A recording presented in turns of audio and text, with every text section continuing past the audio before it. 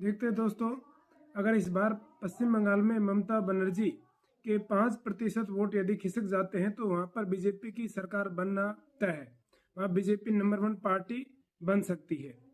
अगर इसको शॉर्ट में समझते हैं पश्चिम बंगाल की राजनीति को, तो वहां पर 2015 में मध्य प्रदेश के नेता कैलाश विजयवर्गीय को पश्चिम बंगाल में भेजा गया, लेकिन वहां उस चुनाव में कुछ खास हासिल तो नहीं हुआ। लेकिन पश्चिम बंगाल में बीजेपी की शुरुआत हो चुकी थी, उसकी नींव बनना शुरू हो गई थी। वहां से बीजेपी ने लगातार काम करना शुरू किया। इसके 5 साल बाद बात करते 2019 की, यानी वहां से बीजेपी ने अपनी तैयारी शुरू कर दी। बीजेपी एक ऐसा संगठन है जो लगातार अपने क्षेत्र में काम करती है, वोटरों को तैयार करती है।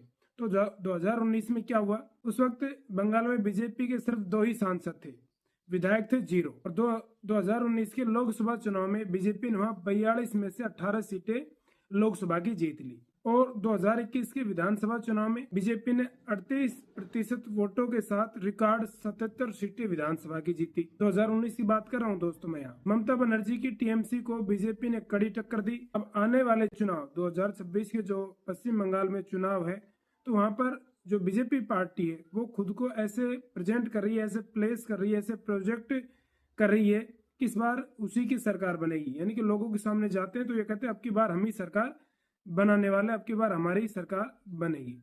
मेनली देखे तो पश्चिम बंगाल में 2 ही पार्टियां हैं, बीजेपी और टीएमसी। अगर टीएमसी का 5% वोट, टीएमसी का यदि 5% वोट शिफ्ट हो जाता है बीजेपी की तरफ, तो निश्चित रूप से बीजेपी बाजी मार सकती है। इसमें कोई दो राय की बात नहीं है, वहां पर सरकार बदल सकती है। और वैसे भी पश्चिम बंगाल में जो वहां के मतदाता हैं, वहां के वोटर हैं, वो मन बना चुके हैं सरकार बदलने का। विशेषकर जो हिंदू मतदाता है वो सरकार बदलने का मन बना चुके हैं, उनका मन क्लियर है। वहां के जो हमने विश्लेषण किया, जो एक्सपर्ट से जो बातें हुई, उनसे यही चीजें निकल के आ रही है कि कहीं ना कहीं वहां एंटी इनकम्बेंसी, बेरोजगारी और कुछ स्थानीय असंतोष के ऐसे मुद्दे हैं जहां कहीं ना कहीं जो वहां का वोटर है वो टीएमसी का शिफ्ट होगा।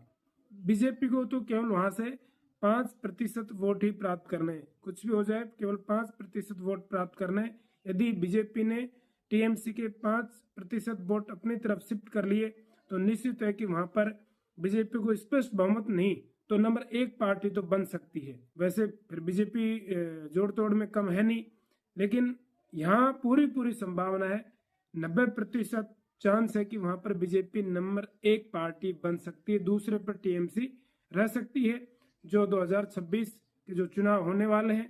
आखिर ये तो हमारी विश्लेषण है, हम एनालिसिस कर रहे हैं। बाकी जो असली परिणाम तो 4 मई को निकल के आएंगे। 4 मई को ही पता चलेगा कि किस। वैसे आपका क्या मानना है इस बारे में अपनी राय जरूर भेजिएगा। और देश विदेश के मुद्दे, पश्चिम बंगाल के विशेषकर चुनावी मुद्दे, चुनावी परिणाम, वहां की रणनीति क्या है, इससे जुड़े रहने के लिए आप मुझे फॉलो करें और वीडियो अच्छा लगे तो लाइक करें। मिलते हैं नेक्स्ट वीडियो में।